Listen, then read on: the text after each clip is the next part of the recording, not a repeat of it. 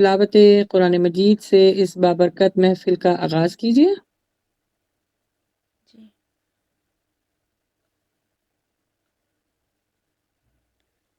السلام علیکم ورحمۃ اللہ وبرکاتہ۔ میرا نام عائشہ فضل ہے اور میں الرحمن اکیڈمی کی اصلاح ایڈمن ہوں۔ انشاءاللہ آج ہم سورۃ توبہ، سورۃ الرعد اور سورۃ التغابن کی چند آیتیں جمع کی ہیں، ان کی تلاوت سنیں۔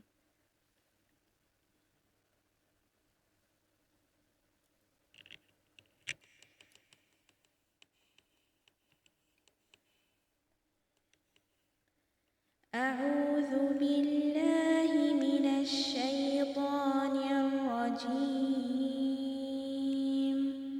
بسم اللہ الرحمن الرحیم، قل لن يصيبنا إلا ما كتب الله لنا هو مولانا وعلى الله فليتوكل المؤمنون، ويسبح الرعد بحمده والملائكة من خيفته، ويرسل الصواعق فيصيب بها من يشاء، وهم يجادلون في الله وهو شديد المحال، ما أصاب من مصيبة إلا بإذن الله، ومن يؤمن بالله يهد قلبه، والله بكل شيء عليم، صدق اللہ العظیم۔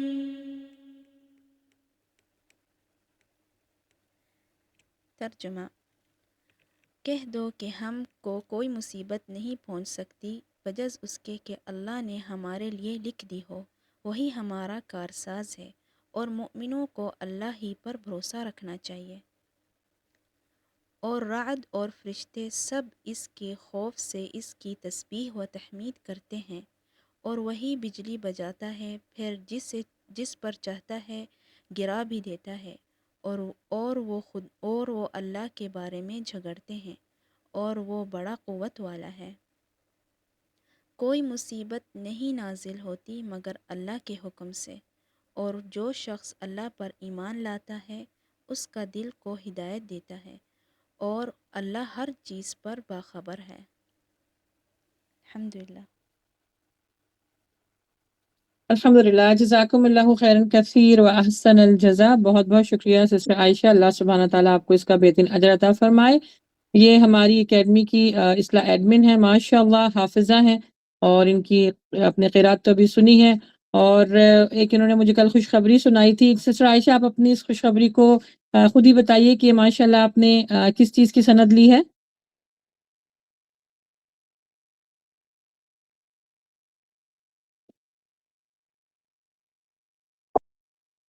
اچھا،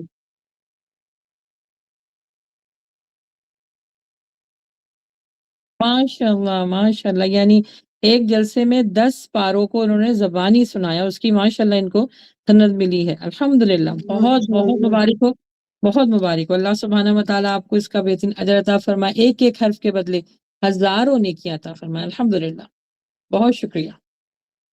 جی، تو انشاءاللہ آج کا جو ہے ہم سیشن شروع کرتے ہیں۔ اچھا، الحمدللہ کچھ نئی سسٹر ہمارے ساتھ ہیں، ان کو اپنے بارے میں، اپنی اکیڈمی کے بارے میں، اور جو سب سے امپورٹنٹ ہمارا جو سیشن چل رہا ہے اس کے بارے میں بتانا چاہوں گی۔ میرا نام تانیہ مجیب ہے، میں رحمان اکیڈمی کی پریزیڈنٹ ہوں، اور دعویٰ ٹیم کی ممبر بھی ہوں، اور الحمدللہ ابھی تک ہم نے 3 سے 4 سسٹر کو مسلمان کیا ہے، الحمدللہ اللہ کا بڑا احسان ہے۔ اور ہماری اکیڈمی کیونکہ الحمدللہ ترجمہ، تفسیر، حفظ اور مختلف چھوٹے بڑے جو کورسز ہیں وہ کرواتی ہے، مزید تفصیل کے لیے آپ ہمارے سوشل میڈیا پر وزٹ کر سکتی ہیں. ہمارا یوٹیوب چینل ہے اللہ کی بات تانیہ مجیب، اس پہ ضرور وزٹ کیجیے گا. سسٹر رفت آپ کے ساتھ لنک شیئر کر رہی ہیں. پھر ہمارا یوٹیوب چینل جو ہے وہ ایک اور ہے دین اسلام بائی تانیہ مجیب، تو اس کے دونوں لنک آپ کے ساتھ شیئر ہو رہے ہیں، ضرور وزٹ کیجیے گا. انشاءاللہ بہت کچھ سیکھنے کو ملے گا. ہماری جو واٹس ایپ کے اوپر کلاسز ہوتی ہیں اس میں بھی ہم یہ سارے کورسز کرواتے ہیں، یوٹیوب کے اوپر بھی اپلوڈ کر دی جاتی ہے، تو ضرور جائیے گا. اچھا، جیسے کہ آپ لوگ سب جانتے ہیں کہ ہمارا جو نیا سیشن چل رہا ہے، کچھ پرانی سسٹر ہیں، کچھ یوٹیوب کے اوپر ہیں، سب جانتے ہیں کہ ہمارا ایک نیا سیشن چل رہا ہے بڑا بہترین، انسان کی تخلیق کے بارے میں، یعنی انسان کی تخلیق سے لے کے اس کے دوبارہ جی اٹھنے کے بارے میں اویئرنیس دینا. میری پوری کوشش ہے کہ چھوٹے لیکچرز کو آسان طریقے سے آپ کو جو ہے یہ اس کا ڈیلیور کر سکوں کہ ایکچولی انسان کی تخلیق کا مقصد کیا ہے، انسان کو تخلیق کیسے کیا گیا، یا اس کے معاملات جو ہوتے ہیں نا اس کے آس پاس، اس کی روح ہے، جسم ہے، اس کا ضمیر ہے، اس کا نفس ہے، ان سب کے بارے میں جاننا انسان کو بہت ضروری ہے، کیونکہ یہ ساری چیزیں نا اسی سے جڑی ہوئی ہیں. جو چیز جڑی ہوتی ہے تو اس کے بارے میں جاننا اور اس کے بارے میں اویئرنیس حاصل کرنا یہ سب کی ذمہ داریوں میں آتا ہے. تو چاہے بچہ ہو بڑا ہو سب کو اس چیز کے بارے میں جاننا ضروری ہے. اچھا، اس کے جو ہم نے کچھ لیکچر ہیں الحمدللہ، کیونکہ سیشن آلموسٹ یہ 5واں لیکچر ہمارا چل رہا ہے، 5ویں کلاس ہے، تو یہ یوٹیوب کے اوپر اپلوڈ کر دیے ہیں. آج کا جو ٹاپک ہے وہ تقدیر یا پریشانیوں کی کیا وجہ ہو سکتی ہے. اس سے پہلے ہم نے کیونکہ جانا تھا کہ تقدیر کیا ہے اور تقدیر میں کیا کچھ لکھا ہوا ہے، تقدیر کہاں لکھی ہوئی ہے، انسان کے اوپر کتنا اختیار ہے، اور بہت کچھ ایسی چیزیں تھیں جو میں نے کور کی الحمدللہ. تو یوٹیوب پر جا کر نا اس لیکچرز کو ضرور آپ وزٹ کر لیجیے گا، اور ہماری جو ایڈمن ٹیم ہے وہ الحمدللہ گروپ میں بھی شیئر کر دیتی ہیں. ہم نے لوح محفوظ کے بارے میں بات کی، اللہ سبحانہ و تعالیٰ کے بارے میں جانا، انسان کی تخلیق جو تھوڑی بہت جو شروع کی تخلیق تھی اس کے بارے میں جانا. اب انشاءاللہ اور ڈیٹیل آپ کو میں دیتی رہوں گی. پھر لوح محفوظ کے بعد تقدیر کے کتنی اقسام ہیں، تو بہت کچھ سیکھنے کو آئی بلیو، کیونکہ میں جب اس کی اسٹڈی کر رہی تھی اور ابھی تک کر رہی ہوں تو کافی چیزیں سیکھنے کو مل رہی ہیں، اور ایسا محسوس ہوتا ہے کہ ہم اللہ کے اور قریب جا رہے ہیں، کیونکہ ہم اس کی اللہ سبحانہ تعالیٰ نے ہمیں کریٹ کیا ہے نا، ہم اس کی تخلیق ہیں. تو جب خالق کے آپ قریب جاتے ہو اور وہ یہ سارے مراحل ہیں، یہ ساری چیزیں ہیں جس نے آپ کو بنایا ہے، تو آپ کو پتا ہوگا کہ اس نے آپ کو کن کن مراحل سے گزارا. تو آئی بلیو مجھے تو بہت مزہ بھی آ رہا ہے اور بہت اچھا لگ رہا ہے کہ اللہ کے بہت قریب اس کی ساری چیزوں کو جاننا ایک عجیب سی فیلنگس ہے، جو میں سمجھتی ہوں کہ انشاءاللہ سارے جو آپ لوگ کے پاس لیکچر آ رہے ہیں ان کو ضرور سنیے گا، آپ لوگ کے اندر بھی اس طرح کی فیلنگ آئے گی انشاءاللہ. اچھا، الحمدللہ میری کوشش ہے یہ، جیسے میں نے بتایا کہ انسان سے جڑی جتنی بھی کیفیات ہیں نا وہ میں آپ کو بتا سکوں. تو چاہے وہ کوشش یہی ہے کہ زیادہ سے زیادہ لوگ اس کار خیر میں حصہ لیں، اور پلیز آپ لوگ کے لیے بھی ہے کہ آج کے لیکچر کو بھی اور جتنے لیکچر آپ کے ساتھ ہم نے یوٹیوب پہ اپلوڈ کیے ہیں ان کو بھی دوسروں کے ساتھ شیئر کیجیے، صدقہ جاریہ ہے، اور اللہ تعالیٰ اس کا آپ لوگوں کو بہترین اجر عطا فرمائے گا انشاءاللہ، آمین. الحمدللہ اللہ کا بڑا احسان ہے کہ اس نے ہم کو اس طرح کی نیکی کرنے کا موقع دیا. بس جو کچھ ہم سیکھ رہے ہیں، سکھا رہے ہیں، پڑھ رہے ہیں، پڑھا رہے ہیں، اللہ تعالیٰ اپنی بارگاہ میں قبول فرمائے، آمین. اس کے بعد آپ سب کا یہاں پر آنے کا میں بہت بہت شکریہ ادا کرنا چاہوں گی. اللہ سبحانہ و تعالیٰ فرماتے ہیں کہ جہاں پہ میرا ذکر سننے کے لیے لوگ جمع ہوتے ہیں وہاں پر میں رحمت کے فرشتے بھیجتا ہوں. تو میری دعا یہی ہے کہ اس بابرکت محفل کی بدولت اللہ سبحانہ تعالیٰ آپ سب کی، ہم سب کی جائز خواہشات کو قبول فرمائے، آمین. آپ سب کا اور ہم سب کا جمع ہونا اس بات کا ثبوت ہے کہ ہم اپنے اللہ کو راضی کرنا چاہتے ہیں، کیونکہ جن گھروں میں اللہ کا ذکر ہوتا ہے ان لوگوں کے لیے اللہ سبحانہ تعالیٰ اپنے مقرب فرشتوں سے دعا مغفرت کرواتے ہیں. تو بس دعا یہی ہے کہ اللہ سبحانہ تعالیٰ ہم اللہ سے راضی ہو جائیں اور اللہ ہم سے راضی ہو جائیں انشاءاللہ، آمین. جی، تو آج کے سیشن شروع کرتے ہیں. رب اشرح لی صدری ویسر لی امری واحلل عقدۃ من لسانی یفقہوا قولی رب زدنی علما اللہم فقہنا فی الدین اللہم انی اسألک علما نافعا ورزقا طیبا وعملا متقبلا اللہم صلی علی محمد وعلی آل محمد. اچھا جی، جیسے کہ آپ سب کو میں نے بتایا کہ ہماری جو بات ہو رہی تھی تقدیر کے اوپر، تو نئے آنے والوں کے لیے تھوڑا سا میں اس کو ریوائز کر دیتی ہوں کہ تقدیر کیا ہے. تقدیر اللہ کا علم ہے.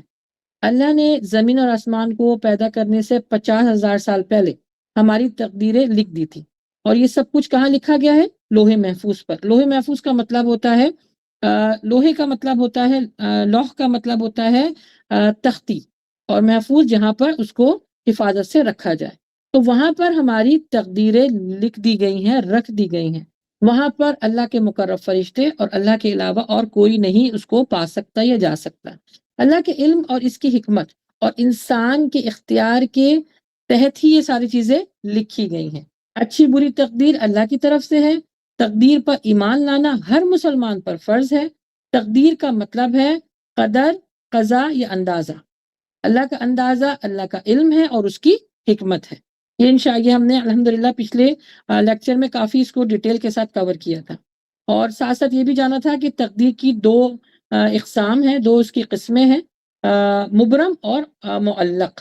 مبرم اللہ کا فیصلہ ہے اور معلق جو ہے وہ دعاؤں سے تبدیل ہو سکتی ہے تقدیر. الحمدللہ آج اس ٹاپک کو آگے لے کے چلیں گے. آج ہم جانیں گے کہ تقدیر کے کیا مراتب ہیں، یعنی ان کے مرتبے کیا ہیں، اور ساتھ ساتھ یہ جانیں گے کہ مصیبت میں سکون تقدیر پر ایمان لانے سے ہوتا ہے. تقدیر پر راضی رہنے والے اعمال، یہ بھی ان کے بارے میں بھی جانیں گے، اور پریشانی کی اصل وجہ کیا ہے. تو آئیے شروع کرتے ہیں. الحمدللہ تمام حمد و ثنا اللہ کے لیے ہے جو جس نے ہم کو پیدا کیا. مارنے والا بھی وہی ہے اور زندہ کرنے والا بھی وہی ہے. اس کا بہت علم ہے، وہ بخشنے والا ہے، نہایت رحم کرنے والا ہے، خوب سنتا ہے، دیکھتا ہے، بے نیاز ہے اور بہت بردبار ہے. ہم اس کی تعریف کرتے ہیں، ہم اس کی حمد و ثنا بیان کرتے ہیں. ہم نے کہ اللہ الحمدللہ کہ اس نے ہم کو ہدایت دی اور ہم کو منتخب کیا. ہم اس کا شکر ادا کرتے ہیں کہ اس نے ہم کو انسان بنایا. جی آج جو جیسے میں نے آپ کو بتایا کہ تقدیر کے مراتب کے بارے میں جانیں گے. مرتبہ آپ سب کو پتہ ہے کسے کہا جاتا ہے. مرتبہ کہتے ہیں یا مراتب کہا جاتا ہے درجات کو، لیولز کو، ایک کے اوپر ایک درجہ، اس کو کہا جاتا ہے. تو تقدیر کے کچھ لیولز ہیں، کچھ ان کے مراتب ہیں، یعنی 4 جو ہیں وہ الحمدللہ حدیث میں آئے ہیں کہ ان کے کیا مرتبے، ان کے کیا درجات ہیں. دیکھیں تقدیر اللہ کا علم اور اس کی حکمت ہے. تقدیر پر ایمان لانا جیسے میں نے بتایا کہ ہر مسلمان کے اوپر فرض ہے، اور اگر تقدیر پر ایمان نہ لایا جائے تو کیا ہوگا؟ ہمارا ایمان مکمل نہ ہوگا. اور اگر ایمان میں خلل ہوا تو پھر کیا ہوگا؟ پھر یہ ہوگا کہ جتنے ہمارے اعمال ہیں، جتنے ہم نے نیک عمل کیے ہیں، نیکیاں کی ہیں، صبح شام نماز، روزہ، حج، زکوٰۃ، اچھا اور نیکیوں کا کام کرنا، جتنے بھی اعمال ہیں نا یہ سب برباد ہو جاتے ہیں. کیوں؟ کیونکہ اگر آپ کے ایمان میں خلل ہو یہ سب برباد ہو جاتے ہیں، اللہ ان کو ضائع کر دیتا ہے.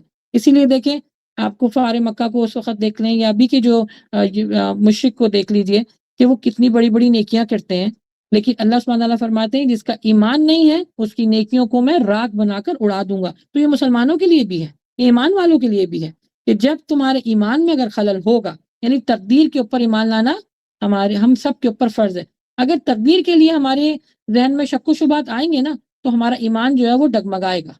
پھر کیا ہوگا؟ ہم باباؤں کے پاس جائیں گے، جعلی لوگوں کے پاس جائیں گے جو آپ کے ایمان میں خلل ڈالیں گے، جو آپ کو اللہ سے دور کر دیں گے. تو اس لیے ایمان کا حصہ کہا گیا ہے کہ آپ نے ایمان اپنے مضبوط کرنا ہے تو تقدیر کو تھام کے رکھیں تاکہ آپ کے اعمال قابل قبول ہوں.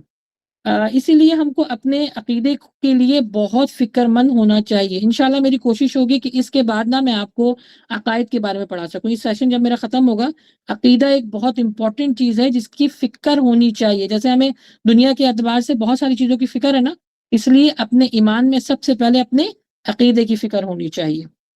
کیونکہ عقیدے میں اگر جیسے میں نے بتایا شک و شبہات ہوں گے تو آپ کے لیے معاملہ آخرت کا اور دنیا میں رہتے ہوئے بھی خراب ہوگا.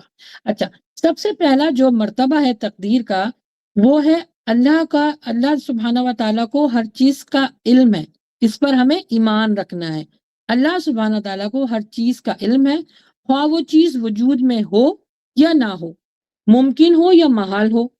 اللہ نے ان سب کا علمی طور پر احاطہ کیا ہوا ہے، یعنی اللہ کے حدود میں یہ ساری چیزیں، اللہ ان کو دیکھ رہا ہے. اللہ سے کوئی چیز مخفی نہیں ہے. وہ جانتا ہے جو کچھ ہو چکا ہے یا ہو رہا ہے یا ہو جائے گا، اور اگر ہوگا تو کس طرح ہوگا، کیسے ہوگا. اللہ کا یہ فرمان ہے، اس کی دلیل ہے سورہ طلاق آیت نمبر 12 میں کہ تاکہ تم جان لو کہ بے شک اللہ ہر چیز پر قادر ہے، اور یہ کہ اللہ نے علم کے اعتبار سے ہر چیز پر احاطہ کیا ہوا ہے، یعنی کوئی بھی چیز اللہ سے چھپی ہوئی نہیں ہے. دوسرا مرتبہ ہے اللہ تعالیٰ نے، اب یہ یاد رکھی گئے یہ لیولز آ رہے ہیں اور ان پر ایمان رکھنا ہماری ذمہ داری ہے، ہمارے فرائض میں شامل ہے. دوسرا لیول ہے اللہ سبحانہ تعالیٰ نے ہر چیز کو لوہے محفوظ پر لکھ کر رکھ دیا ہے، اور اس کے قلم سے جس سے لکھا گیا ہے، اس کے جو اللہ سبحانہ تعالیٰ نے جو کتاب، اس کی وہ یعنی اس قلم کی جو سیاہی ہے اس کو خشک کر دیا، یعنی اس میں کوئی تبدیلی نہیں آ سکتی ہے، اور اس کے لیے لکھنا کوئی مشکل کام نہیں، بہت آسان تھا، اور اس نے قلم کا استعمال کیا۔ تو قلم کا استعمال کرنا اللہ کی سنت ہے۔ قلم کو حکم دیا، اس نے کہا مجھے کیا لکھنا ہے، اللہ سبحانہ تعالیٰ نے کہا کہ رہتی دنیا تک ایک ایک شخص کی جو تقدیر ہے اس کے بارے میں لکھ ڈالو، اور اس کے بعد اس کو حکم دیا کہ اب تم خشک ہو جاؤ۔ تو اگین میں نے پہلے بھی آپ لوگ کہا تھا کہ آپ اپنے قلم کا استعمال یعنی پین اور نوٹ بک اپنے ساتھ ہر لیکچر میں، یہ نہیں صرف میرے لیکچر میں، ہر لیکچر میں ضرور کیا کریں، کیونکہ یہ اللہ کی سنت ہے اور لکھنے پہ بھی اجر ہے۔ اچھا، تیسرا مرتبہ ہے ہر کام اللہ کی منشا پر منحصر ہے، جو وہ چاہتا ہے وہ ہو جاتا ہے، اور جو وہ نہیں چاہتا وہ نہیں ہوتا۔ سورہ قصص آیت نمبر 68 میں اللہ تعالیٰ فرماتے ہیں، اور آپ کا رب جو چاہتا ہے وہ پیدا کرتا ہے پھر چن لیتا ہے، یعنی کسی کو پیغمبر بنا دیتا ہے، کسی کو نبی بنا دیتا ہے، کوئی رسول، پھر ساتھ نیکیوں کے لیے بھی چنتا ہے۔ ہم پڑھتے ہیں نا لا حول ولا قوت الا باللہ، ہمت ہی نہیں ہے ہمیں نیکی کرنے کی، اور ہمیں ہمت نہیں ہے کہ ہم گناہوں سے بھی دور رہ سکتے ہیں۔ تو اس میں بھی اللہ تعالیٰ فرما رہے ہیں کہ میں پیدا کرتا ہوں جو میں چاہتا ہوں، اور پھر ان میں بھی چن لیتا ہوں۔ سورہ تکویر آیت نمبر 29 میں اللہ تعالیٰ فرماتے ہیں، اور تم نہیں جان سکتے یا چاہ سکتے مگر جو اللہ سبحانہ و تعالیٰ چاہتا ہے۔ اللہ یہ ہے کہ اللہ کی چاہت جو کچھ ہے وہی سب انسان کے لیے آخرت کے لیے بھلائی ہے۔ اللہ جو چاہتا ہے وہی ہوتا ہے، یا یوں کہہ لیجئے کہ تمہاری چاہت تبھی پوری ہوگی جب اللہ چاہے گا، یعنی ہمارے چاہنے نہ چاہنے سے کچھ نہیں ہوتا، اور جو اللہ سبحانہ تعالیٰ اپنی مخلوق کے لیے چاہتا ہے وہی بہتر ہوتا ہے۔ تو اللہ تعالیٰ فرما رہے ہیں کہ تمہاری چاہت سے کچھ نہیں ہوتا، میں جو چاہوں گا وہی تمہارے لیے بہتر ہے، وہی چاہت پوری ہوگی۔ اللہ ہمارے مانگنے پر اور چاہنے پر مجبور نہیں ہے، یعنی ہم اللہ کو، اور حدیث میں ہے، صحیح مسلم میں ہے، حدیث نمبر 6813 میں یہ آیا ہے کہ تم میں سے کوئی یوں نہ کہے کہ اے اللہ اگر تو چاہے تو مجھے معاف کر دے، اے اللہ اگر تو چاہے تو مجھ پر رحم فرما۔ اس کو چاہیے کہ وہ یقین سے دعا مانگے، کیونکہ اللہ جو چاہتا ہے وہ کرتا ہے، اسے کوئی مجبور کرنے والا نہیں۔ یعنی دعا، دیکھیں دعا کے بھی آداب ہیں، انشاءاللہ یہ بھی میں آپ کو کور کروں گی کہ دعا کے کون کون سے ادب ایسے ہیں جن سے دعائیں قبول ہوتی ہیں۔ یہاں اللہ تعالیٰ فرما رہے ہیں کہ یعنی دیکھیں اتنی پیاری ہمارا دین ہے، دعا کرنے کی بھی آداب بتا رہا ہے اللہ سبحانہ تعالیٰ کہ اس الفاظوں کے ذریعے، ان معاملات کے ذریعے مجھ سے تم مانگو، اور تم میری چاہت میں اپنی چاہت رکھو، کیونکہ وہی تمہارے لیے بہتر ہے۔ کوئی اللہ کو مجبور نہیں کر سکتا کہ اللہ تو چاہے، جیسے ہم دنیاوی اعتبار سے کہتے ہیں نا کہ بھائی، جیسے میں مثال دوں، کھانے کی، ہم مہمان بن کے اگر کسی گھر جاتے ہیں تو بھائی کھانا لے لیجئے، اور اس کے بعد پھر تھوڑی بات ہوتا ہے بھائی جو آپ کو پسند ہو یا آپ ڈال دیجئے، یا جو آپ کو اچھا لگتا ہے چلیں آپ وہ مجھے دے دیجئے، ہم سامنے والے کے اوپر اپنی مرضی چھوڑ دیتے ہیں۔ یہاں اللہ کہہ رہا ہے یقین سے مانگو، یقین سے مانگو کہ میری دعا قبول ہوگی، کیونکہ اللہ سبحانہ تعالیٰ غافل دلوں کی دعاؤں کو قبول نہیں فرماتا۔ تو اللہ تعالیٰ فرما رہے یقین سے مانگو، اور یہ سوچ کے مانگو کہ جو اللہ چاہتا ہے، ہو سکتا ہے وہ اس وقت ہمیں نہیں مل رہا، اس وقت عموماً نہیں ملتا نہیں ہے، لیکن اللہ سبحانہ تعالیٰ کسی کی دعاؤں کو رد نہیں فرماتے۔ somehow later on وہ چیز قبول ہوتی ہے، بعد میں ہمیں سمجھ میں آتا ہے اللہ سبحانہ و تعالیٰ کی یہ منشا تھی، اس میں یہ بہتری تھی، اگر ابھی ہمیں مل جاتا ہے تو واقعی جس وقت ہم مانگ رہے تھے تو ہو سکتا ہے ہمارے لیے وہ اچھا نہیں ہوتا۔ انسان کی کیونکہ عقل بہت محدود ہے نا، تو اس لیے اللہ کی رضا میں راضی ہونے کا مطلب ہی یہی ہے کہ جو اللہ چاہتا ہے وہ اللہ انسانوں کے لیے جو بہتر کرتا ہے وہی انسان کے لیے بہتر ہوتا ہے۔ اچھا، یعنی جس چیز کو ہم درست سمجھتے ہیں اپنے لیے، بس وہ اللہ تعالیٰ سے مانگ لیجئے، یعنی ہمارا طریقہ یہ ہونا چاہیے کہ جو کچھ لگتا ہے کہ ہمیں مانگنا چاہیے، جیسے کسی کو جاب کا مسئلہ ہے، کسی کو اولاد کا مسئلہ ہے، نافرمان اولاد ہے، یا اور اس طرح کے معاشرے میں مسئلے مسائل ہیں، تو بس آپ مانگ لیجئے اور پھر اللہ پر چھوڑ دیجئے، وہ جو چاہے گا وہ آپ کو دے گا۔ اچھا، چوتھا اور آخری مرتبہ بڑا امپورٹنٹ ہے، اس بات پر ایمان رکھنا۔ دیکھیں 3 یہ میں نے آپ کو بتایا، یہ چوتھا ہے، اس پر ایمان رکھنا ہے۔ چوتھا مرتبہ ہے کہ اللہ سبحانہ تعالیٰ نے کائنات میں جتنی چیزیں بنائی ہیں، اس کے ذات، اس کی صفات، اس کی حرکات، اس کے اعمال، سب اللہ کی مخلوق ہے۔ اللہ سبحانہ تعالیٰ نے ان کو پیدا کیا ہے۔ ذرا اس جملے پہ غور کیجئے، جتنی چیزیں اللہ تعالیٰ نے، جتنے جو مخلوق ہے اللہ نے بنائی ہے، اس کی ذات، اس کی صفات، اس کی حرکات اور اس کے اعمال، یہ سب کچھ اللہ سبحانہ تعالیٰ نے لکھے ہوئے ہیں۔ کون کہاں پیدا ہوگا، کس کا کیا رنگ ہوگا، کس کا کیا مزاج ہوگا، کس کی شادی کب ہوگی، کس کے بچے کیا ہوں گے، یہ ہر چیز اللہ سبحانہ تعالیٰ نے لکھی ہے۔ تمام کائنات یعنی جو کچھ دنیا میں ہے، اس چیز کی ذات، صفات، اس کے حرکات اللہ سبحانہ و تعالیٰ اس کے بارے میں باخوب جانتا ہے، باخوبی جانتا ہے کہ اس کا اچھا ذات کا مطلب کیا ہے کہ کہاں سے تعلق رکھتا ہے، یعنی انسان ہے، جانور ہے، چرند ہے، پرند ہے، مادی شکل ہے، غیر مادی شکل ہے، یعنی اسم کے بارے میں بات ہو رہی ہے۔ دوسرا اس کی صفت، اس کی کوالٹی، اس کا رنگ کیا ہے، جیسے میں نے بتایا، اس کا قد کیا ہے، اس کی زندگی، اس کا موت، اچھا برا ہونا، یہ سب اللہ کے علم میں ہے۔ اس پر ایمان رکھنا ضروری ہے، اس میں حجت نہیں کرنی، اس میں ایمان رکھنا ہے۔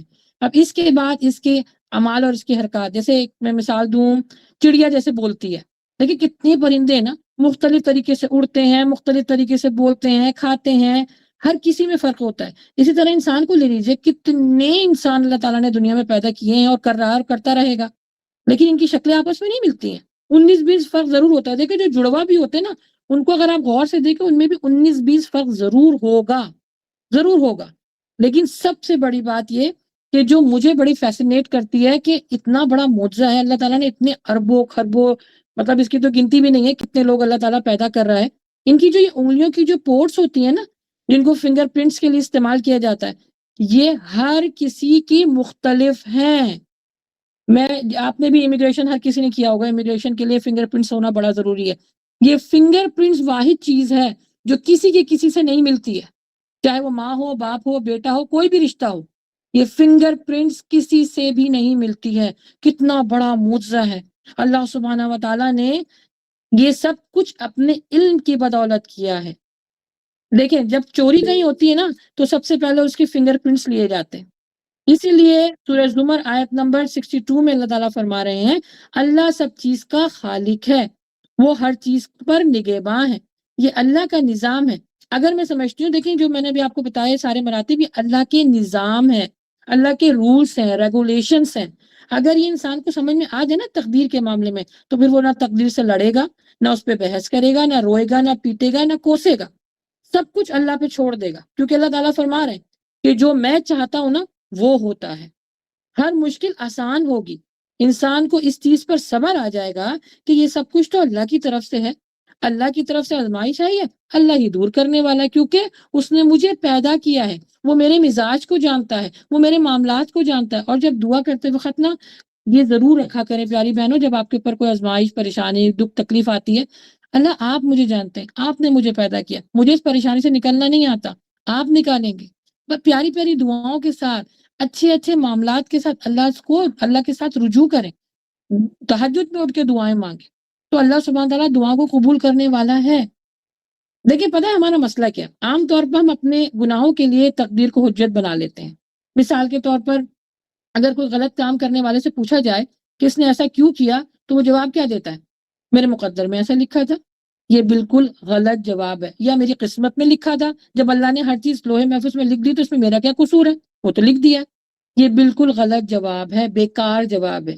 کیا وہ شخص جو تقدیر کو بہانہ بنا رہا ہے، اس نے برائی سے کرنے سے پہلے، برائی کو کرنے سے پہلے کیا لوہے محفوظ کی تحریر کو پڑھ لیا تھا کہ اس کی تقدیر میں یہ برائی لکھی ہے؟ نہیں، بالکل اس نے یہ غلط کام کیا، اپنی خواہش کی، اپنے جو اس کی نفس کی خواہش ہوتی ہے اس کی پیروی کی، اور جو گناہوں کی لذت ہوتی ہے اس کو حاصل کرنے کے لیے اس نے کام کیا۔ کیونکہ یہ بات یاد رکھیں، لیکچر میں پہلے بھی میں آپ کو بتا چکی ہوں کہ تقدیر اللہ کا علم، حکمت اور انسان کے اختیار کا نام ہے۔ اس کو لکھ لیجئے کہیں، جب بھی آپ کے اوپر کوئی پریشانی ہے یاد رکھیں تقدیر جو ہے یہ تقدیر میں لکھا ہوا تھا، لیکن یہ تقدیر میں صرف ایسا نہیں لکھا ہوا، اللہ کے علم سے، اللہ کی حکمت اور اللہ سبحانہ و تعالیٰ نے جو انسان کو اختیار دیا ہے اس کی وجہ سے یہ سب کچھ ہو رہا ہے۔ یعنی اس جو مراتب میں نے آپ کو بتایا ہے، اس کے مطابق تقدیر پر ایمان اس بات کے منفی نہیں ہے کہ بندے کو اپنے اختیاری افعال میں قدرت اور منشا حاصل ہے، یعنی اس کو اللہ تعالیٰ نے جو اختیار دیا نا اس کے تحت وہ اپنی زندگی کے اچھے اور برے معاملات پہلے سے لکھوا چکا ہے۔ اور اللہ نے انسان کو جو اختیار دیا اچھے اور برے کا، صحیح اور غلط کا، گناہ اور ثواب کا اللہ نے انسان کو اختیار دے کے چھوڑ دیا. اس کے بعد اللہ تعالیٰ نے اپنے علم سے اس کو لکھنا شروع کیا, اپنی حکمت سے لکھنا شروع کیا. آپ کو یہ پتا ہے کہ اس بات سے یعنی جو ابھی میں نے آپ کو بتایا تقدیر کے بارے میں, اس سے پہلے جو لوگ تھے نا وہ بھی اس کے بارے میں بڑی حجت کیا کرتے تھے. جیسے مشرک ہو گئے, کافر ہو گئے, منافق ہو گئے, وہ کہتے تھے کہ اگر اللہ نہ چاہتا تو ہم شرک نہ کرتے. یہ سورہ انعام کی آیت نمبر 148 ہے. پھر اللہ نے اس بات کا بڑا پیارا جواب دیا کہ ان سے کہو اے نبی صلی اللہ علیہ وآلہ وسلم, کیا تمہارے پاس, ان سے بولو کہ کیا تمہارے پاس کوئی ایسا علم ہے, اسے ہمارے سامنے پیش کرو. یعنی شرک کرنے سے پہلے یہ کہاں سے معلوم ہوا کہ شرک کرنا ان کی تقدیر میں لکھا ہوا تھا؟ یہ کیا انہوں نے ایمان کا تجربہ کیا ہوا تھا, یا انہوں نے قسمت کو دیکھ لیا تھا؟ دیکھیں, اگر سب تقدیر میں لکھا ہوا ہے, یعنی اللہ سبحانہ تعالیٰ یہاں پہ جواب دے رہے ہیں کہ تمہیں تو معلوم ہی نہیں ہے تمہاری تقدیر میں کیا لکھا ہے, تو پھر تم تقدیر کو کیوں کوس رہے ہو؟ تمہیں تو میں نے اختیار دیا تھا, اس اختیار کے تحت تم نے معاملات اپنی زندگی کے چلائے ہیں آگے. اس کے بعد اللہ پہ نعوذ باللہ من ذالک الزام ڈالنا کہ اللہ نے میری تقدیر میں لکھا تھا اس وجہ سے یہ ہوا, نہیں, اللہ نے آپ کو جو اختیار دیا تھا نا اس وجہ سے ہو رہا ہے. لیکن اللہ سبحانہ تعالیٰ اپنے بندوں کو بے آسرا نہیں چھوڑتے. اگر جو کچھ اچھا برا ہماری زندگی میں لکھا ہے تو اللہ تعالیٰ نے راستہ تو بھی بتایا نا کہ پلٹ آؤ, رجوع کر لو, واپس آ جاؤ, معافی مانگ لو, یہ بھی تو راستہ دکھایا ہے. نہیں, ایک ہی چیز کو بیٹھ کے ہم کوستے ہیں کہ اگر کوئی جاب چلی گئی میری تو تقدیر میں لکھا ہوا ہے, اس کے لیے ہم کیا کوشش نہیں کرتے ہیں کوشش.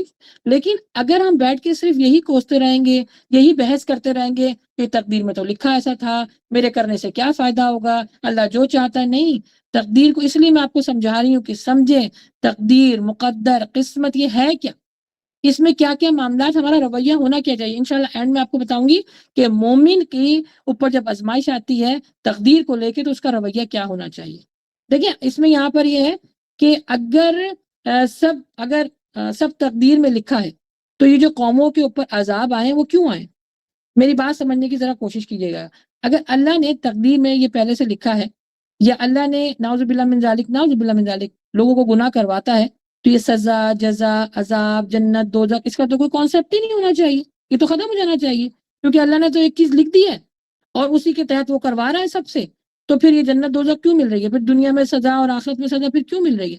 پھر اختیار کا بھی عمل دخل نہیں ہونا چاہیے, یعنی پھر تو ہمیں کوئی عمل ہی نہیں, ہمیں کوئی اختیار ہی نہیں ملنا چاہیے, کیونکہ اس کے تحت تو ہم کوئی کام ہی نہیں کر سکتے. تو پھر دنیا کیا چلے گی, ایک روباٹ کی طرح چلتی رہے گی نا. نعوذ باللہ من ذالک, اگر اللہ سبحانہ و تعالیٰ گناہ کروا رہا ہے تو پھر سزا کیوں دے گا؟ نعوذ باللہ من ذالک. لوگوں کی یہ سوچ ہے, یہ میں آپ کو بتا رہی ہوں, قرآن مجید میں بھی کفار مکہ کی یہی سوچ تھی, اور آج کے جو عام مسلمان ہیں نا اس کے ذہن میں بھی یہ سوچ آتی ہے کہ اگر قتل کرنے والے نے کہا کہ میں نے تو قتل اپنی مرضی سے تو نہیں کیا, تقدیر میں لکھا ہوا تھا, نہیں, بیکار جواب ہے اس کا, جو بے معنی بات ہے, کیونکہ تقدیر میں آپ کو اختیار دیا گیا ہے. اور تقدیر میں ایک جیسے تقدیر جو میں نے بتایا آپ کو, تقدیر معلق ہوتی ہے, وہ آپ کی دعاؤں سے تبدیل ہو جاتی ہے. اور تقدیر مبرم میں بھی جو آپ نے لکھوایا وہ بھی آپ نے اپنی اختیار کے تحت ہی لکھوایا ہے. تو دیکھیے, اللہ ظالم نہیں ہے. قرآن میں اللہ تعالیٰ نے فرمایا ہے کہ میں ذرہ برابر بھی جو تم عمل کر رہے ہو نا, اچھا برا, وہ سب تم کو دکھاؤں گا, اسی کے تحت تمہیں جنت دوزخ ملے گی. اور جنت کو یعنی جنت اور دوزخ اسی کے معاملے میں رکھی گئی ہے. جیسے میں آپ کو مثال دوں, ایک ٹیچر ہے, ٹھیک ہے, اس کی پوری کلاس ہے, وہ پڑھا رہی ہے پورا سال, لیکن اینڈ آف دا ایئر اس نے کہا کہ پوری کلاس فیل ہو جائے گی. تو سارے حیران ہوں گے کہ پوری کلاس جب اتنا پڑھایا, اتنا سب کچھ کیا, اور آپ نے خود ہی آ کے بتا دیا کہ پوری کلاس فیل ہو جائے گی, تو اب ہماری امتحان دینے کا کیا فائدہ؟ جب آپ نے پہلے سے ہی بات بتا دی کہ پوری کلاس فیل ہو جائے گی تو ہم امتحان دینے کا کیا فائدہ؟ امتحان بھی نہیں دیتے. اور امتحان نہیں دیا اور اس کے بعد کیا کیا ٹیچر نے, پوری کلاس کو فیل بھی کر دیا اور پھر سزا بھی دے دی. تو یہ کہیں سے لاجک بات بنتی ہے؟ نعوذ باللہ من ذالک, اللہ کے لیے کہ اللہ سبحانہ تعالیٰ نے تقدیروں میں بھی لکھ دیا, اب اس کے بعد جو ہے وہ ہمیں عذاب بھی دے گا. نہیں, ٹیچر نے جو آپ کو اختیار دیا تھا کہ اچھا پڑھو گے تو پاس ہوگے, نہیں پڑھو گے تو فیل ہوگے. اسی طرح اللہ سبحانہ تعالیٰ نے فرمایا ہے کہ دو راستے دکھائے تھے کہ اچھا کرو گے تو جنت حاصل ہوگی, برا کرو گے تو جہنم میں جاؤ گے. یہ عقل کے تحت بات ہے. اللہ سبحانہ تعالیٰ نے انسان کو عقل دی ہے, عقل سلیم دی ہے. پچھلی میں نے لیکچر میں بتایا تھا کہ عقل سلیم کا مطلب ہوتا ہے کسی چیز کا بہت واضح طور پر استعمال کرنا, بہت کھلے طریقے سے استعمال کرنا. عقل ہم اپنی استعمال نہیں کرتے. وہ عموماً ایک فقرہ آپ نے سنا ہوگا, تمہاری عقل تو گھاس چرنے چلی گئی, کیونکہ عقل سے کوئی کام ہی نہیں لے رہا. یا یہ کہتے ہیں تمہاری عقل تو گھٹنوں میں. تو اگین عقل کو استعمال کرتے ہوئے یہ تقدیر کے معاملات کو ہمیں سلجھانا بھی ہے اور اس کو سمیٹنا بھی اور اس پر ایمان بھی رکھنا ہے. تو ہم ٹیچر کو قصوروار نہیں ٹھہرائیں گے اس وجہ سے کیونکہ ٹیچر نے آپ کو بتا دیا ہے. اگر کوئی ٹیچر آپ سے یہ کہتا ہے تو آپ تو میرے خیال سے اگر کسی اسکول کا یہ رول ہوا کہ اینڈ آف دا ڈے سب نے فیل ہو جانا ہے تو کوئی تو وہاں پہ داخلہ بھی نہیں لے گا، رائٹ؟ تو اسی طرح اللہ سبحانہ تعالیٰ نے قرآن مجید میں آپ کو کھول کھول کے نشانیوں کے تحت بتا دیا ہے کہ جو کچھ کرو گے وہ تمہیں ذرہ برابر بھی ہوگا تو وہ میں تمہیں دکھاؤں گا. دیکھیں انسان کو اللہ تعالیٰ نے ایک طرف آزاد رکھا ہوا ہے اور ایک طرف اللہ تعالیٰ نے مجبور بھی رکھا ہوا ہے. یہ دونوں طریقے ہیں، یہ دونوں پہلو ہیں. انشاءاللہ اس کی ڈیٹیل میں آپ کو آگے بتاتی ہوں. دیکھیں اللہ کے کچھ ایسے حق ہیں جس میں اللہ تعالیٰ نے ہم کو مجبور کیا ہوا ہے، یعنی جیسے کہ ہمیں کہاں پیدا ہونا ہے. اب ہم مجبور ہیں، ہمیں نہیں معلوم ہمیں کہاں پیدا ہونا ہے، جہاں اللہ نے لکھا ہمیں وہیں پیدا ہونا ہے. اچھا اس کے بعد اللہ سبحانہ و تعالیٰ نے ہمیں جہاں پہ اختیار دیا ہے وہ اپنی ذات کے ساتھ اختیار دیا ہے، اچھے اور برے کی تمیز کو لیتے ہوئے، اچھے اور برے کے معاملے میں جانتے ہوئے ہمیں اختیار دیا ہوا ہے. لیکن اللہ سبحانہ تعالیٰ نے اپنے حق میں یہ فرمایا ہے کہ کوتاہی مت کرنا. انسان اپنے حق میں جو ہے جیسے کہ ہم نماز نہیں پڑھ رہے، روزہ نہیں رکھ رہے، یا اس طرح کے معاملات جو کر رہے ہیں یہ ہمارا حق ہے. یعنی ہم اللہ تعالیٰ نے اس میں ہمیں اختیار دیا ہوا ہے کہ ہم اچھا کریں یا برا کریں. تو اس اختیار کو استعمال کرتے ہوئے اللہ سبحانہ تعالیٰ نے یہ فرمایا ہے کہ تمہیں دو راستے بتا دیے گئے ہیں. انسان کی زندگی کے دو پہلو ہیں، ان کو تمہارے اوپر ہی ہے کہ تم اس کو کس طرح استعمال کرتے ہو. ایک حدیث میں آیا ہے کہ اللہ کے نبی صلی اللہ علیہ وآلہ وسلم ایک جنازے میں تشریف فرما تھے. تو فرمایا کہ ایک شخص ایسا ہے جس کا ٹھکانہ جنت یا جہنم لکھا دیا گیا. یعنی تم میں سے کتنے لوگ ایسے ہیں، یعنی اللہ سبحانہ نبی صلی اللہ علیہ وسلم ایک مثال کے ذریعے بتا رہے ہیں کہ جن کے بارے میں جہنم اور جنت کا فیصلہ ہو چکا ہے. یعنی جتنے لوگ ہیں، بلکہ یہاں پر حدیث میں یہ کہ جتنے لوگ وہاں پر تھے ان کے بارے میں بتا رہے تھے کہ تم لوگوں کے بیچ میں جنت اور جہنم کا فیصلہ ہو چکا ہے. تو صحابہ نے کہا کہ یا رسول اللہ صلی اللہ علیہ وسلم تو پھر ہم اپنی تقدیر پر بھروسہ نہ کریں اور عمل کرنا چھوڑ دیں؟ تو اللہ کے نبی صلی اللہ علیہ وسلم نے اتنا پیارا جواب دیا، نہیں عمل کرو، یہ شخص کو ان اعمال کی توفیق دی گئی ہے، اس عمل کی توفیق دی گئی ہے جس کے لیے وہ پیدا کیا گیا ہے. جو شخص نیک لوگوں میں ہوگا اس کے لیے نیکیاں کرنا آسان ہو جائیں گی، اللہ اس کو توفیق دے گا. اور جو بدکاروں میں سے ہوگا تو اللہ سبحانہ تعالیٰ اس کو برائی کی طرف چھوڑ دے گا اور اس کے لیے برائی کو حاصل کرنا آسان ہو جائے گا. یہاں کہا گیا ہے ہم کو کہ عمل بھی کرو، دعا بھی کرو اور تقدیر پر بھروسہ بھی رکھو، اس پر ایمان بھی لاؤ. اب اس کے بعد اینڈ آف دا ڈے یعنی جب ہم ڈے آف ججمنٹ میں اللہ کے سامنے جائیں گے، اللہ سبحانہ و تعالیٰ اپنی رحمت کے ذریعے کسی کو جنت دے گا اور کسی کو دوزخ دے گا. یہ حدیث میں نے پہلے بھی مینشن کی تھی کہ اللہ کے نبی صلی اللہ علیہ وسلم نے کسی سے محفل میں پوچھا کہ یا رسول اللہ صلی اللہ علیہ وسلم آپ نے جو بتایا کہ تمہارے اعمال بھی کام نہیں آئیں گے ڈے آف ججمنٹ میں، قیامت میں، تو پھر عمل کیوں کر رہے ہیں؟ تو نبی صلی اللہ علیہ وسلم نے جب یہ بتایا لوگوں کو تو کہا کہ تمہارے اعمال کام نہیں آئیں گے، کام آئے گی تو اللہ کی رحمت. تو دنیا میں اللہ کی رحمت کے ساتھ زندگی گزارو. تو ایک شخص نے بڑی ہمت سے کر کے سوال پوچھا کہ یا رسول اللہ آپ کے لیے بھی آپ اتنے اعمال کرتے ہیں کہ آپ کے اعمال بھی کام نہیں آئیں گے؟ تو انہوں نے فرمایا ہاں میرے بھی اعمال کام نہیں آئیں گے، کام آئے گی تو اللہ کی رحمت. تو ابھی میرے لیکچر میں پوری جو خلاصہ کلام رہا ہے وہ یہ کہ اللہ سبحانہ و تعالیٰ کی منشا جو ہے اسی کو تقدیر سمجھے، اسی کو اپنے لیے لازم اور ملزوم رکھے. وہ اس پہ حجت کرنا، اس پہ بحث کرنا یہ سب کچھ گناہ ہے. کیونکہ دیکھیں ظاہری اسباب کو تقدیر کے تابع سمجھ کر ترک کرنا درست نہیں. اسی طرح حدیث میں آیا ہے کہ حضرت جابر سے روایت ہے کہ اللہ کے نبی صلی اللہ علیہ وسلم نے فرمایا کہ ہر بیماری کی دوا ہے. جب بیماری کو دوا پہنچتی ہے تو اللہ سبحانہ تعالیٰ اس کو حکم دیتا ہے اور پھر اس کو شفا ہو جاتی ہے. صحیح مسلم میں آپ کو مل جائے گی حدیث. ایک قابل غور بات یہ ہے کہ تقدیر کو اپنے قصور اور گناہوں کی حجت بنانے والے لوگ اگر اپنی اس بات میں سچے ہوتے تو انہیں دوسری تمام چیزیں مثلاً ان کے اوپر جب غربت آتی ہے، بیماری آتی ہے، بھوک، مال، دولت ان سے ضائع ہو جاتا ہے تو اس کو وہ تقدیر کا لکھا کیوں نہیں سمجھتے؟ کیوں نہیں کہتے کہ ہماری جاب چلی گئی چلو چھوڑو تقدیر میں لکھا تھا اب ہم نہ کریں؟ نہیں، ایک جاب ختم ہو جاتی ہے تو دوسری کے لیے ہم کوشش کرتے ہیں. آج ہم بیٹھ کے کھانا چھوٹی چھوٹی باتوں میں ہم یہ کیوں نہیں تقدیر کو کوستے، حالانکہ وہ بھی لکھا ہوا ہے. لیکن جب ہم اپنے ہمارے گناہ ہمارے سامنے آ جاتے ہیں، ہم گناہ کر بیٹھتے ہیں تو ہم کہتے ہیں ہماری تقدیر میں لکھا ہوا ہے. تو یہ رویہ اللہ کو پسند نہیں ہے. کوشش کرنی چاہیے، جو بھی معاملات ہیں اس میں آپ نے کوشش کرنی ہے۔ دیکھیے ہر چیز اللہ کی مرضی سے ہوتی ہے، اس پر بھی ایمان رکھنا ہے، لیکن گناہ کر کے اللہ کے ذمے لگا دینا یہ بہت شدید گناہ ہے۔ پہلے کے لوگ بھی یہی کیا کرتے تھے تو اللہ سبحانہ تعالیٰ نے ان کو عذاب دیا تھا۔ اسی لیے اللہ کے نبی صلی اللہ علیہ وسلم نے فرمایا کہ لوگوں کو کہ اس میں حجت میں نہ پڑو، اس کی بہت گہرائی میں مت جاؤ، کیونکہ دیکھو اللہ سبحانہ و تعالیٰ نے رسول بھیجے، انبیاء بھیجے، پیغمبر بھیجے، تاکہ تم روز محشر یہ جھٹلا نہ سکو کہ ہمیں تو کچھ پتہ نہیں تھا تقدیر کیا ہے، ہمیں تو یہ معلوم نہیں تھا کہ ایمان کیا ہے، ہمیں تو اچھے برے کی تمیز ہی نہیں تھی۔ دیکھیے اس پر بہت ضروری ہے ایمان لانا۔ اللہ تعالیٰ فرماتے ہیں کہ میں نے تم کو 2 راستے بتا دیے، اب یہ تمہارے اوپر ہے کہ تم کس کو پسند کرتے ہو۔ اس لیے تقدیر پر ثواب اور عذاب بھی ہوتا ہے، کیونکہ آپ اچھی تقدیر یعنی جو آپ کی تقدیر کے حساب سے آپ زندگی کو لے کے چل رہے ہیں نا، اور اس میں حجت نہیں کر رہے تو اللہ تعالیٰ آپ کو اجر دے گا۔ لیکن اگر تقدیر کو کوستے رہے اور اس کے اگینسٹ کام کیا تو obviously آپ کو عذاب ملے گا۔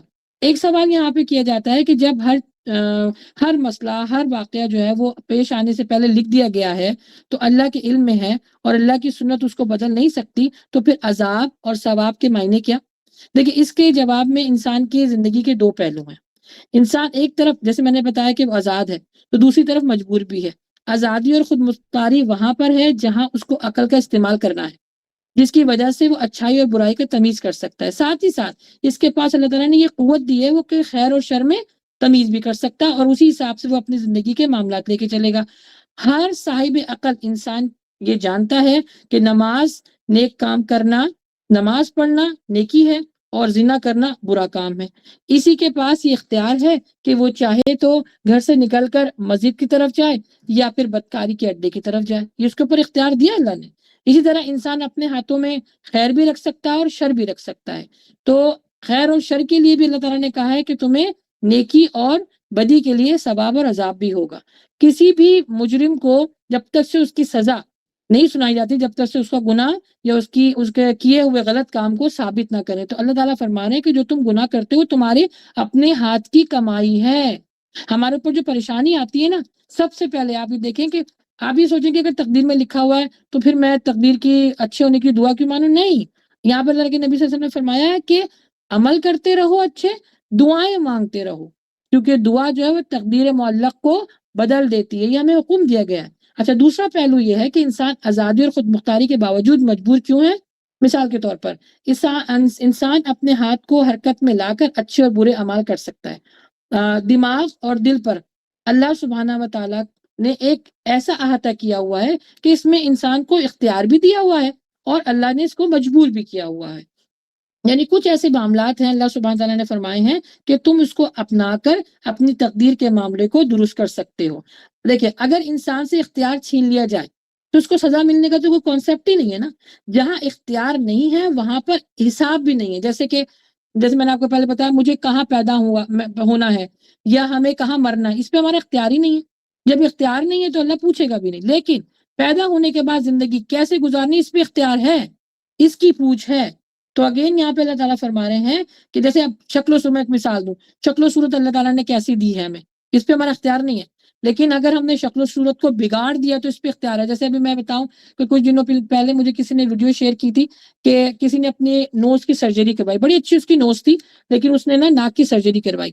یقین جانے وہ ناک کی سرجری کرنے کے بعد اتنا خراب اس کی شکل ہو گئی کہ اس نے میڈیا پر آ کر معافی مانگی کہ اللہ کی تخلیق میں اللہ نے جو کچھ آپ کو دیا میں آپ کے آگے ہاتھ جوڑتا ہوں اس میں تبدیلی مت کریں، کیونکہ کیا ہوا آپ نے کر تو لی لیکن اللہ سبحانہ تعالیٰ نے دیکھے جو کچھ آپ کے لیے بہتر سمجھا، جہاں پر آنکھ رکھنی تھی وہاں پر آنکھ رکھی، جہاں پر ناک کی جگہ تھی وہاں پہ ناک رکھی۔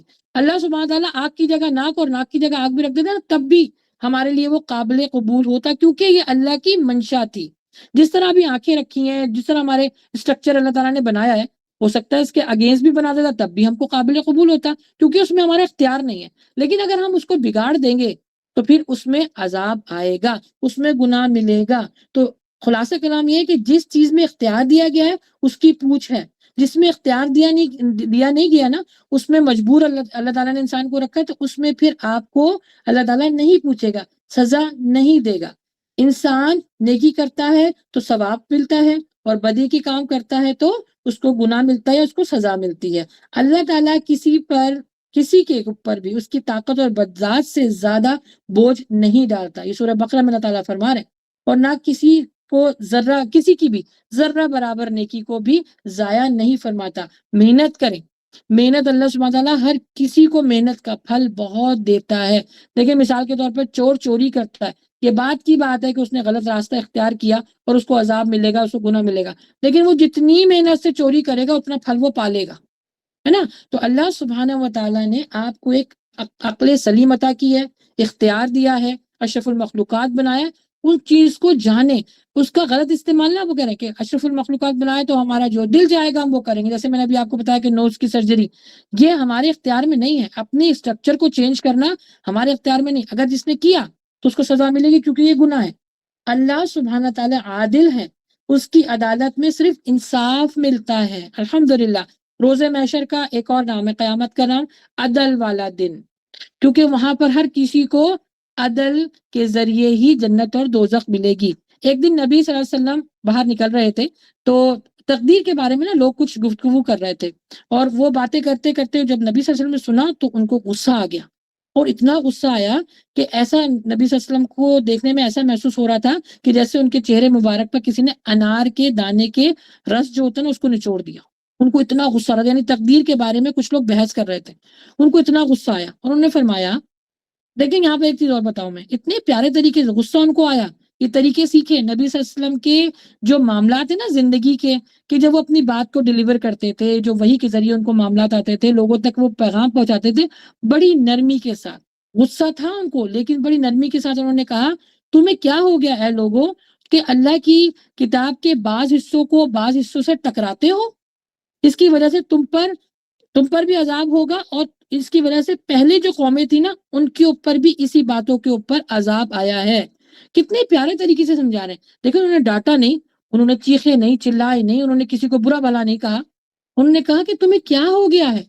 اور حالانکہ لوگ دیکھنے والے بتاتے ہیں راوی کہ ان کے جو یہ گال مبارک تھے اتنے لال ہو گئے تھے کہ جیسے کسی نے انار کا رس نچوڑ دیا ہو، لیکن بڑی حکمت کے ساتھ انہوں نے کہا کہ تمہیں کیا ہو گیا ہے، قسمت کے لکھے کو تم ٹالتے ہو، قسمت کے لکھے کے اوپر بحث کرتے ہو، جو کہ اللہ تعالیٰ نے تمہاری اختیار کے ساتھ اپنی حکمت اور اپنے علم کے ساتھ لکھا ہوا ہے، اس طرح مت کرو کیونکہ بعض قوموں کو بھی اسی وجہ سے عذاب آیا ہے۔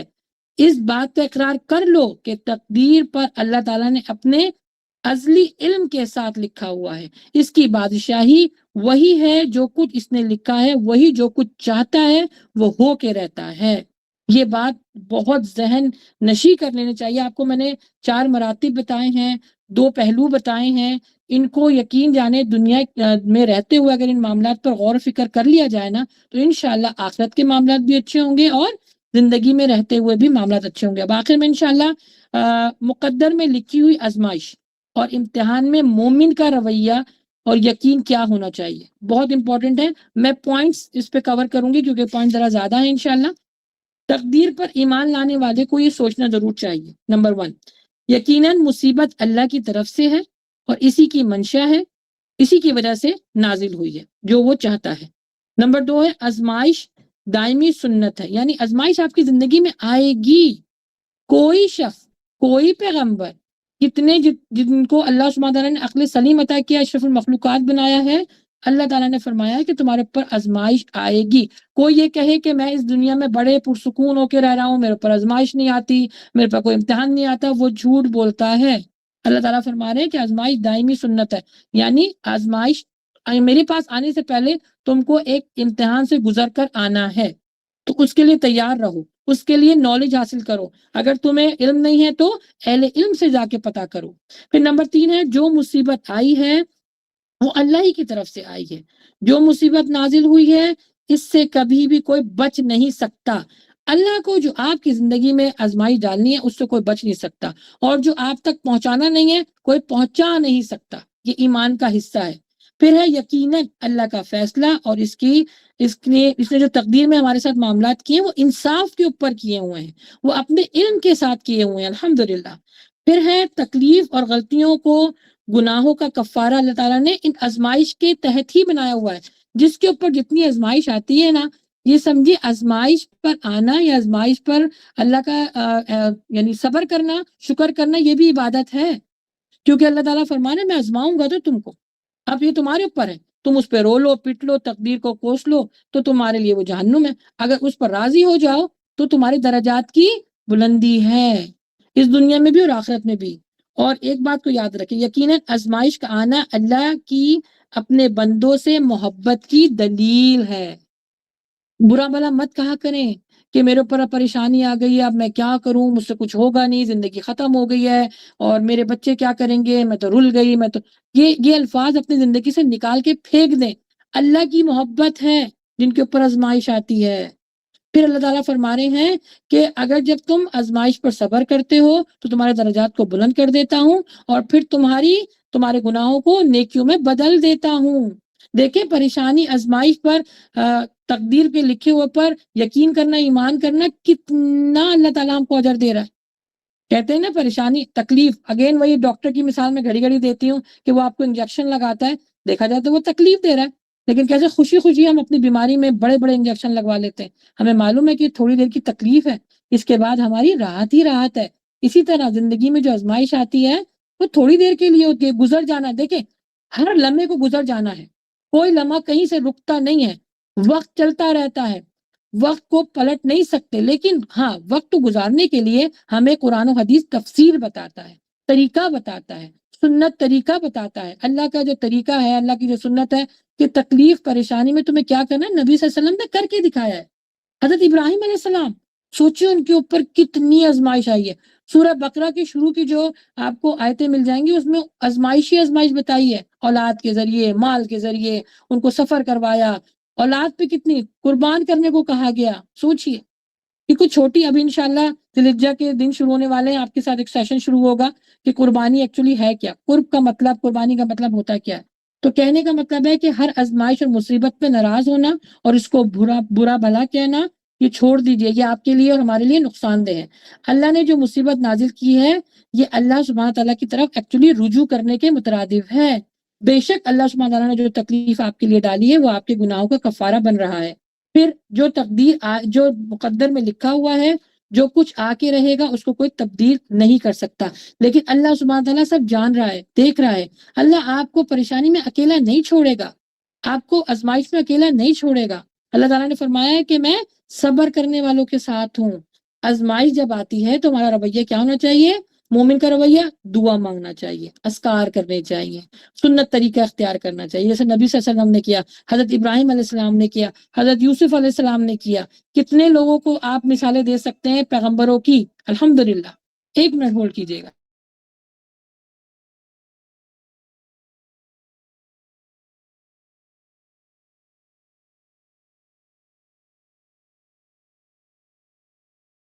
السلام علیکم ورحمۃ اللہ۔ جی میں بتا رہی تھی کہ مومن کا کیا رویہ ہونا چاہیے کہ جب اس کے اوپر آزمائش آتی ہے۔ اچھا، پھر اس کے بعد جو نقصان آپ کے پاس آیا ہے یہ آپ کے اپنے ہاتھ کی کمائی ہے، لیکن میں نے کہا نا کہ حدیث میں آیا ہے کہ تقدیر معلق اس کو بدل سکتی ہے۔ پھر جو سختی مصیبت آتی ہے اس پر آپ نے اگر صبر کیا تو اللہ سبحانہ تعالیٰ آپ کو صبر کرنے کی نعمت دیتا ہے، یہ عطیہ ہے اللہ کی طرف سے بہت بڑا۔ بے شک تکلیف اور آزمائش آنا ضروری ہے، ضروری ہے۔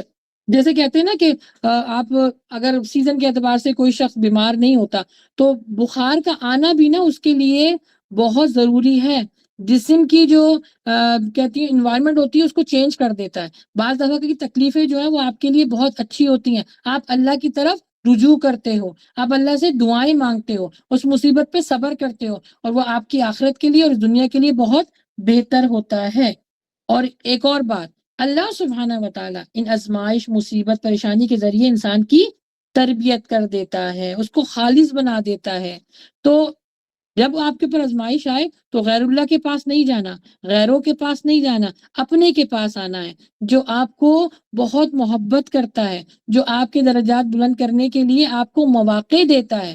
تقدیر کو اللہ کا فیصلہ سمجھ کر اس پر ایمان لانا، اس پر یقین رکھنا، یہی ہم سب کے لیے ضروری ہے۔ اپنے معاملات اللہ پہ چھوڑ دیجیے، اللہ کے حوالے کر دیجیے، اللہ آپ کو اچھا ہی دے گا، بہتر ہی دے گا۔ دعا کے ساتھ آزمائش کا مقابلہ کیجیے. یہ مومن کا ایک جذبہ ہونا چاہیے, اس کو یقین ہونا چاہیے, اس کا رویہ ہونا چاہیے کہ دعا جو ہے وہ تقدیر کو بدل دیتی ہے. اس کا مقابلہ کریں, اس آزمائش کا. دل میں اللہ کا خوف رکھیں اور کوشش کریں کہ اپنے آپ کو مضبوط رکھیں. مضبوط سے مراد یہ کہ نہیں, یہ چیز ٹل جائے گی, اللہ نے ڈالی ہے. ہمارا ایمان ہے نا کہ اللہ سبحانہ تعالیٰ کی طرف سے اچھی اور بری تقدیر آتی ہے نا, شر اور خیر اللہ نے پیدا کیا نا. تو اس لمحے کو گزارنے کی کوشش کریں. وسوسوں اور خوف سے جنگ کریں, کیونکہ شیطان ڈالتا ہے وسوسے, تمہارے ساتھ ایسا ہو گیا, تمہیں ابھی زندگی میں کچھ ملے گا نہیں, آخرت میں تمہیں عذاب ملے گا, تم نماز پڑھ کے تمہیں کیا مل گیا, دیکھو میں نے تو ابھی 5 ٹائم کی نماز پڑھی. ایک دم وسوسے آتے ہیں نا ذہن میں تو نماز بھی پڑھتی ہوں, میں تو نیک کام بھی کرتی ہوں, پھر بھی میرے اوپر آزمائش آتی ہے. یاد رکھیں, یہ آزمائش آپ کی گناہوں کا کفارہ ہے. پھر اپنے لیے اور اپنے گھر والوں کے لیے کوشش کریں کہ جو تقدیر میں جو لکھا ہے اس پر ان کو راضی کروائیں, اس کے بارے میں ان کو اویئرنیس دیں. آزمائش کے بعد صبر کرنا بھی عبادت ہے. یقین رکھیں کہ اللہ ہمارے ساتھ ہے, اللہ ان معاملات کو درست کرے گا انشاءاللہ. اللہ تعالیٰ سے اپنے تعلق کو قائم کرنے کے لیے تقوی اختیار کریں. بس پوری میرے لیکچر کا خلاصہ کلام یہ ہے کہ اچھی بری تقدیر پر ایمان رکھنا, اس پر بھروسہ کرنا, اس پر توکل کرنا, اس آزمائش سے نکلنا. دیکھیں, آزمائش اور پریشانی نا, میں آپ کو مثال دوں, نزلے اور بخار کی طرح ہوتی ہے, اپنا ٹائم لے کے جاتی ہے, ٹائم کے بغیر نہیں جاتی ہے. جتنا آپ کے لیے اللہ تعالیٰ نے لکھا ہے نا اس کو, وہ اتنا ہی ٹائم لے کے جائے گی. لیکن یاد رکھیں, جب جائے گی نا تو آپ کو پاک و صاف کر کے جائے گی. اگر آپ نے صبر کیا, توکل کیا, اس آزمائش پر آپ نے اللہ سبحانہ تعالیٰ سے دعا کرتے ہوئے نکلے الحمدللہ, تو وہ آپ کو پاک و صاف کرتے ہوئے ہی نکلے گی, آپ کو گناہوں سے پاک کرے گی اور اللہ کے قریب کر دے گی. بس دعا یہی ہے کہ اللہ سبحانہ و تعالیٰ ہمیں نیک عمل کرنے کی توفیق عطا فرمائے, اور جو کچھ پڑھا ہے اللہ تعالیٰ اپنی بارگاہ میں قبول فرمائے. اچھا, اس کے بعد کا جو ٹاپک ہے انشاءاللہ نیکسٹ ویک کا, وہ روح کے متعلق ہے, کہ روح کی جو ہمارے ساتھ اللہ تعالیٰ نے ایک رشتہ رکھا ہے, اور اپنے ساتھ بھی اللہ کا ہمارا جو رشتہ ہے وہ روح کے ساتھ بڑا مضبوط ہے. تو انشاءاللہ اس کے بارے میں ہم آپ کو اویئرنیس دیں گے. اللہ سبحانہ تعالیٰ بس قبول فرمائے نیک عمل کرنے کی, آمین یا رب العالمین. وآخر دعوانا الحمدللہ رب العالمین. الحمدللہ. کسی کا اگر سوال ہے تو میرے پاس 5 منٹ ہیں, آپ لوگ کر سکتے ہیں, کیونکہ تقدیر کو لے کے میں سمجھتی ہوں کافی لوگوں کے ذہن میں بہت سارے سوالات آتے ہیں. تو آئی ہوپ کہ ان لیکچرز کے ذریعے میں نے کچھ چیزوں کو جو ہے وہ کلیئر کر دیا ہوگا. بٹ اگین, اگر کوئی کوشچن آپ کا ہے, اور یوٹیوب پر بھی لوگ ویورز دیکھ رہے ہیں, اگر کوئی کوشچن ہے تو پلیز آپ لوگ کر سکتی ہیں.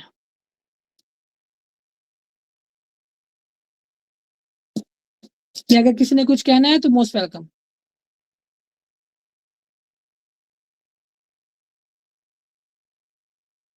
جی, میری آواز آپ لوگ کو آ رہی ہے؟ جی ابھی آ رہی ہے. اچھا ٹھیک ہے, جی آ رہی ہے. ٹھیک ہے. کوئی سوال ہے یا پھر وائنڈ اپ کریں انشاءاللہ. ابھی مجھے ایک چیز پوچھنی تھی.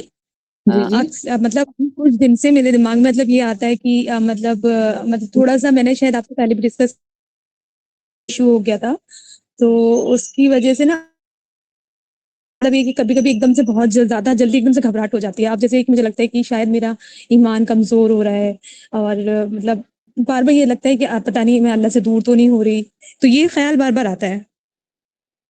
ہاں دیکھیں, یہ نا ایک ایمان کا حصہ ہی ہے. اللہ کے نبی صلی اللہ علیہ وسلم کے پاس کچھ صحابہ آئے اور انہوں نے فرمایا کہ یا رسول اللہ صلی اللہ علیہ وسلم, جب ہم آپ کے پاس بیٹھتے ہیں تو ہمیں لگتا ہے کہ بس اب ہم نکلے اور ہمیں جنت ملی, لیکن جب ہم آپ سے دور ہو جاتے ہیں تو ہمیں وسوسے آتے ہیں, اور ایسے وسوسے آتے ہیں اور ایسے حالات آتے ہیں کہ اس کو سوچ کے دل چاہتا ہے کہ ہم آسمان سے اپنے آپ کو زمین پہ گرا لیں, یعنی خود ہی اپنے آپ کو اتنی بڑی سزا دیں.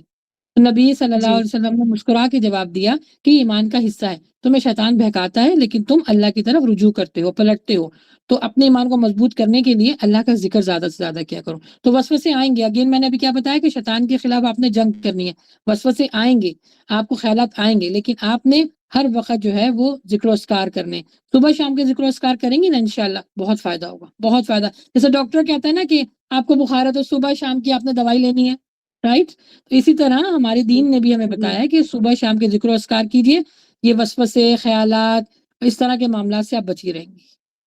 جی ٹھیک ہے, ابھی الحمدللہ کوشش کرتی ہوں, میں کرتی ہوں ذکر اذکار جو ہے پڑھتی ہوں, لیکن پھر پتہ نہیں ابھی جا کر یہ زیادہ مطلب ایک دم سے آنے لگے ہیں خیال.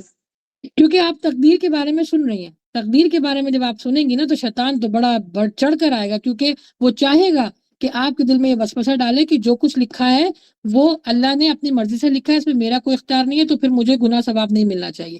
یہ بہت آتا ہے، جب اس کی اسٹڈی کر رہی ہوتی ہوں نا تو بہت ساری چیزیں ایسے ذہن میں کوشچن آتے رہتے ہیں۔ کیوں؟ کیونکہ اس جی وقت جی ہم وہ کام کر رہے ہیں جو اللہ سبحانہ تعالیٰ نے ہمارے اوپر فرض کیا ہوا ہے، ایمان کا حصہ ہے جی تقدیر کے بارے میں جان رہے ہیں نا ہم لوگ، تو شیطان آئے گا، جی لیکن جی اللہ سبحانہ تعالیٰ کو یہ جو لڑائی ہوتی ہے نا انسان اور شیطان کی، جب انسان جیت جاتا ہے شیطان ہار جاتا ہے، اللہ کو بڑی پسند ہے، تو بس لڑتی بھی رہیے اور بس رجوع بھی کرتی رہیے اللہ کے ساتھ، ٹھیک ہے؟ جی جی جی جی جی السلام علیکم ورحمۃ اللہ وبرکاتہ۔ السلام علیکم وعلیکم ورحمۃ اللہ وبرکاتہ۔ وعلیکم السلام ورحمۃ اللہ وبرکاتہ۔ جی ابھی میرا بھی اسی سے ریلیٹڈ ایک کوشچن ہے کہ کچھ لوگ جیسے مطلب ان سے گناہ ہو جاتا ہے، کوئی گناہ کر لیا، انہوں نے کبیرہ گناہ کر لیا، تو اس کے بعد وہ مطلب معافی مانگ لیتے ہیں یا توبہ کر لیتے ہیں، اس گناہ سے واپس آ جاتے ہیں، لیکن پھر دوبارہ سے مطلب ان کے ساتھ ایسے تو کہتے ہیں کہ ہمیں شیطان نے بہکا دیا تھا، اور وہ بار بار گناہ کرے اور بار بار اسی طرح سے پھر معافی مانگے پھر گناہ کرے، تو اس کا ذمہ دار وہ شیطان کو ٹھہرائے، تو اس کے لیے آپ کیا کہیں گے؟ ہاں، بڑا اچھا سوال ہے۔ دیکھیے سب سے پہلے تو اللہ کے نبی صلی اللہ علیہ وسلم نے فرمایا کہ آدم کا بیٹا خطا کار ہے اور بے دین خطا کار ہے، وہ جو اپنے گناہوں سے پلٹ آئے، رجوع کر لے، اللہ سے معافی مانگ لے۔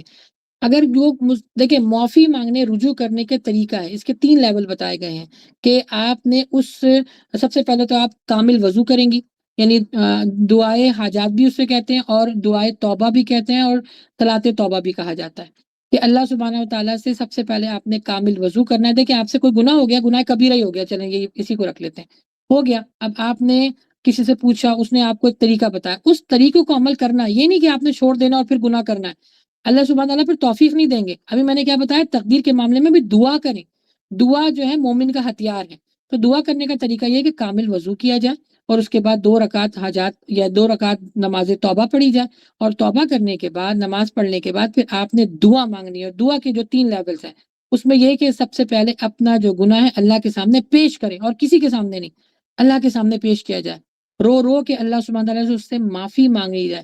اس گناہ کو پیش کرنے کے بعد اللہ سبحانہ و تعالیٰ سے پرومس کیا جائے، وعدہ کیا جائے کہ اللہ میں آئندہ اس گناہ کے قریب بھی نہیں جاؤں گا۔ یہ 3 لیول کو اگر آپ کور کریں گی تو اللہ تعالیٰ آپ کو توفیق دے گا۔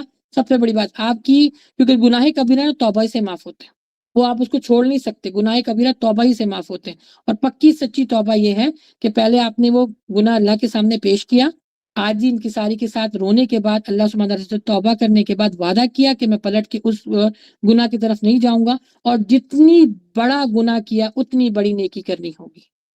تو یہ طریقہ اگر آپ نے اپنا لیا، یہ اللہ تعالیٰ نے اس طریقے کی آپ کو توفیق دے دی، تو اس کا مطلب ہے کہ آپ کے جو دعا ہے وہ بھی قبول ہو گئی، اللہ تعالیٰ نے آپ کو معاف کیا، اور پھر اللہ سبحانہ تعالیٰ آپ کو توفیق دے گا، لا حول ولا قوت الا باللہ، کہ آپ اس گناہ کی طرف دوبارہ نہیں جائیں گی۔ تو ایک پورا پروسیس ہے، اگر کوئی کر کے دوبارہ جا رہا ہے نا، اس کا مطلب ہے اس نے ان سب چیزوں کو مد نظر رکھ کر اللہ سے توبہ نہیں کیا، بس اللہ تو مجھے معاف کر دے، اور دوبارہ جو ہے گناہ کو گناہ جانیے، سب سے بڑی بات ہے، گناہ کو گناہ جانیں گی تبھی گناہ سے دور رہیں گی۔ جیسے میں آپ کو بتاؤں، ایک آپ کے سامنے ایک سڑا ہوا کھانا رکھا جائے اور ایک اچھا کھانا رکھا جائے، تو آپ کو اس چیز کے اللہ تعالیٰ نے سینس دی ہے نا کہ یہ خراب، یہ کھانے میں سے اسمیل آ رہی ہے، مجھے نہیں کھانا، اور ایک کھانے سے خوشبو آ رہی ہے، یہ آپ کے اوپر ہے۔ گناہ کو گناہ جانیں گی تبھی تو آپ اس سے دور رہیں گی، کھانے سے بدبو آ رہی ہے آپ اس کو دور کر دیں گی، جس سے خوشبو آ رہی ہے اس کو قریب کر لیں گی۔ تو گناہ کو گناہ جاننا بہت بڑی میں کہتی ہوں سمجھداری ہے۔